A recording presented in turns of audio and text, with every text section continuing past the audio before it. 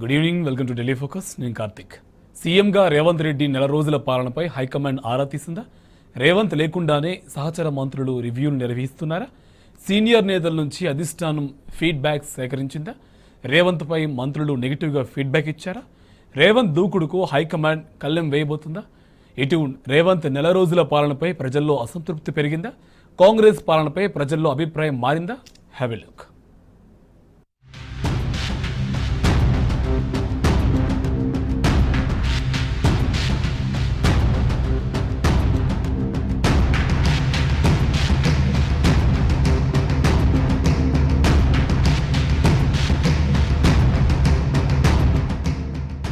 తెలంగాణలో నెల రోజుల కాంగ్రెస్ పాలనపై ప్రజల్లో అప్పుడే వ్యతిరేకత వ్యక్తమవుతోంది.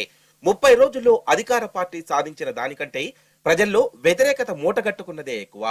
కేవలం మాసం రోజుల్లోనే ప్రభుత్వంపై వ్యతిరేకత మూటగట్టుకున్న ప్రభుత్వం ఏదైనా ఉందంటే అది కాంగ్రెస్ ప్రభుత్వమే. రేవంత్ రెడ్డి సీఎంగా బాధ్యతలు చేపట్టినప్పటి నుంచి అన్ని తిరోగమన నిర్ణయాలు తీసుకుంటున్నారు. వ్యక్తిగత జెండా పేరు కోసమే సీఎం రేవంత్ ప్రభుత్వం ప్రయత్నాలు చేస్తోంది. ఇచ్చిన హామీల నుంచి వ్యూహాత్మకంగా తప్పించుకుంటూ రోజుకొక ప్రకటనలతో మీడియా మేనేజ్ చేస్తున్నారు. తెలంగాణలో పాలన గాలికి వదిలేసి మాసం రోజుల్లోనే మళ్లీ పోయి రావాలే హస్తినకు అన్నట్లు దాదాపు 10 సార్లు సీఎం రేవంత్ రెడ్డి ఉప ముఖ్యమంత్రి బట్టి విక్రమార్క ఢిల్లీ బాట పట్టారు. విమానం ఎక్కడం దిగడంతోనే ఈ నెల రోజుల పాలన సాగింది.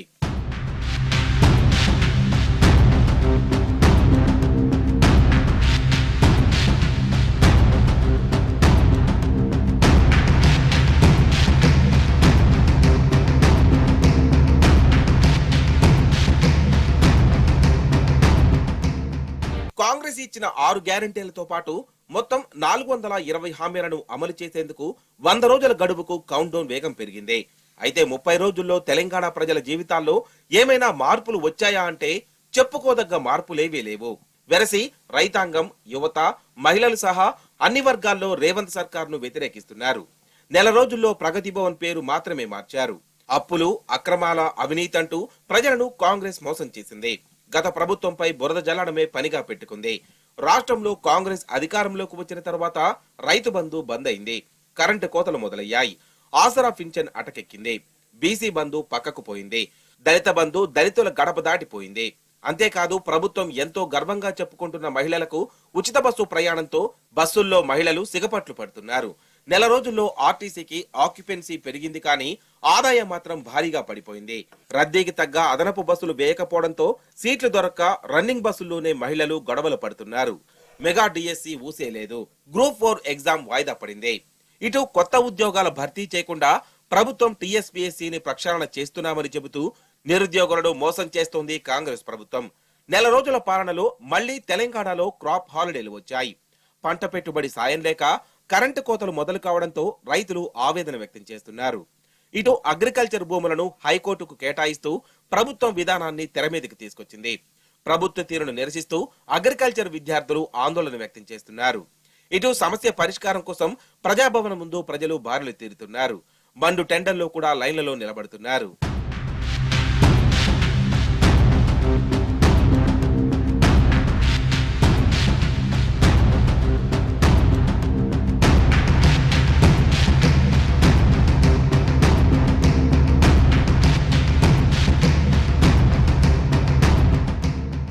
కాంగ్రెస్ నెల రోజుల పాలనపై రాష్ట్ర ప్రజలకే కాదు కాంగ్రెస్ హైకమాండ్ కు కూడా అసంతృప్తిగా ఉన్నట్లు తెలుస్తోంది.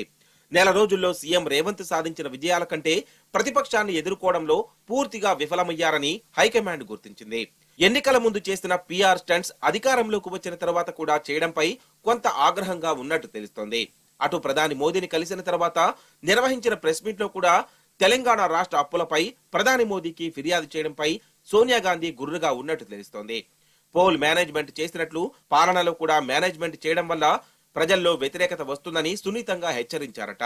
అంతేకాదు నెల రోజుల్లో సీఎం హోదాలో తెలంగాణలో తీసుకున్న నిర్ణయాలపై కూడా కొంత అసంతృప్తి వ్యక్తం చేశారని పార్టీ వర్గాల్లో చర్చ జరుగుతోంది.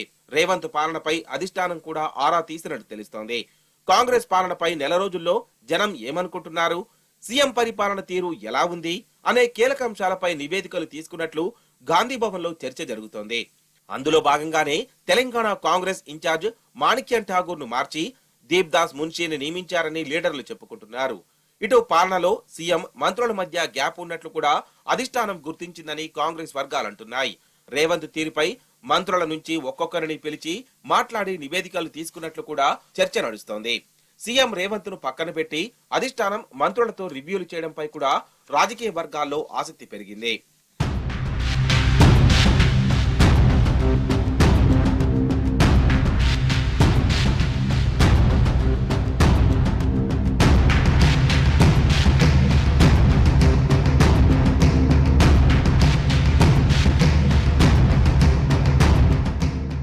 కాళేశ్వరం, మేడిగడ్డ విషయంలో సీఎం మంత్రులు చేసిన హడావిడిని కూడా కాంగ్రెస్ అధిష్టానం తప్పు పట్టినట్టు తెలుస్తోంది.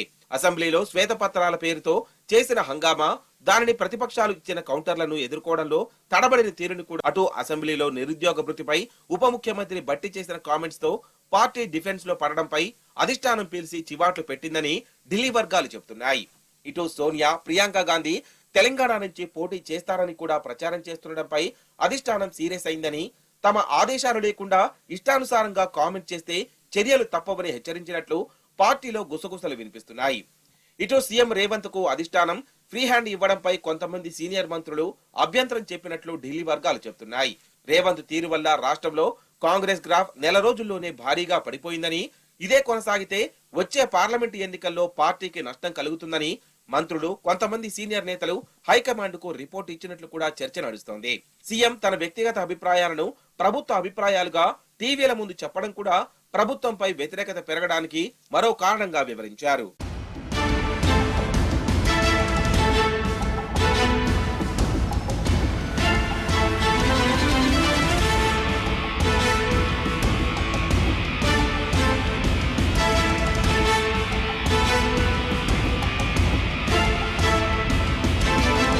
మరోవైపు టీ కాంగ్రెస్ అధ్యక్షుడిగా, రాష్ట్ర సీఎం గా 2 పదవులు రేవంత్ దగ్గరే ఉన్నాయి.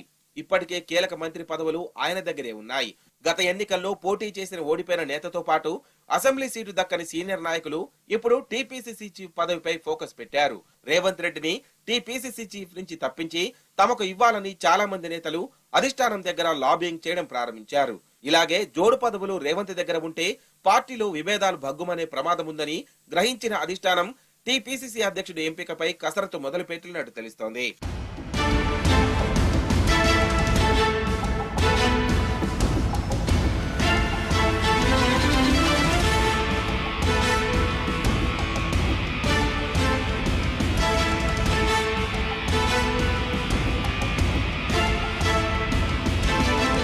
ప్రభుత్వంలో సీఎం రేవంత్ రెడ్డి ఒంటెద్దు పోకడలను పోతున్నారని, మంత్రుల ప్రమేయం లేకుండానే ఆయా శాఖలపై సమీక్ష నిర్వహిస్తుండటంపై సీనియర్ మినిస్టర్లు అధిష్టానం వద్ద ఫిర్యాదు చేశారట. అంతేకాకుండా తన మాట వినకపోతే పదవులు హూస్టింగ్ అవుతాయంటూ పరోక్షంగా హెచ్చరిస్తున్నారని కూడా హైకమాండ్ కు చెప్పినట్టు తెలుస్తోంది. ఇటు అసెంబ్లీ ఎన్నికల్లో స్వల్ప తేడాతో ప్రభుత్వాన్ని కోల్పోయిన బీఆర్ఎస్ పార్టీపై ప్రజల్లో సానుభూతి పెరిగిందని హస్తం నేతలు హైకమాండ్ కు నివేదిక ఇచ్చినట్టు తెలుస్తోంది. రాష్ట్రంలో సీఎం గా కేసీఆర్ చేసిన అభివృద్ధి పనులకు ఇప్పటి సీఎం రేవంత్ రెడ్డికి పోలిక పెడుతూ కేసీఆర్ ను మెచ్చుకుంటున్నారని కూడా నివేదికలో చెప్పినట్లు సమాచారం. ఇదే తీరు కొనసాగితే వచ్చే పార్లమెంటు ఎన్నికల్లో మెజారిటీ సీట్లను బీఆర్ఎస్ గెలుచుకుంటుందని అభిప్రాయపడినట్టు తెలుస్తోంది.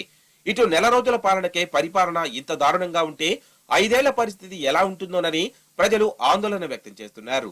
10 ఏళ్లు సంక్షేమ పాలన చూసిన ప్రజలకు ఇప్పుడు కష్టాలు కళ్ల ముందు కనిపిస్తుండటంతో బీఆర్ఎస్ పాలననే మెచ్చుకుంటున్నారు.